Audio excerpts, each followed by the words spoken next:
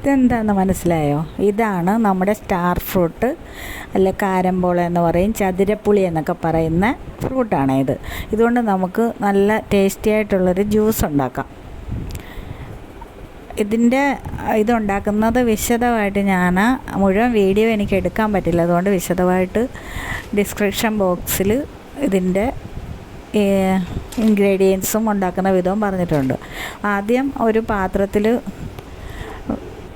വെള്ളം വെച്ച് നന്നായിട്ട് തിളച്ച് വരുമ്പം ഈ സ്റ്റാർ ഫ്രൂട്ട് അതിലിടണം.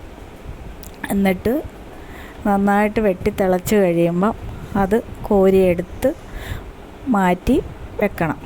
കാരണം ഇത് നന്നായിട്ട് തിളപ്പിക്കുന്നത് ഇതിന് ഒരു ഓക്സാലിക് ആസിഡിൻ്റെ കണ്ടൻ്റ് ഉണ്ട്, അത് മാറ്റാൻ വേണ്ടിയിട്ടാണ്. എന്നിട്ടത് ചെറുതായിട്ട് കട്ട് ചെയ്ത് വെച്ചിട്ട് നമ്മൾ സ്റ്റാർ ഫ്രൂട്ടിൻ്റെ അത് മിക്സിയിൽ അടിച്ച് ജ്യൂസ് എടുത്ത് വെക്കണം. എന്നിട്ട് ഒരു പാത്രം വെച്ച് അതിൽ പഞ്ചസാര ഇട്ടിട്ട് അത് വെള്ളം വെച്ചിട്ട് പഞ്ചസാര അതിലേക്ക് ഇട്ട് നന്നായിട്ട് തിളച്ച് വന്നു കഴിയുമ്പോൾ ഫ്രൂട്ട് ജ്യൂസ് ഒഴിക്കണം.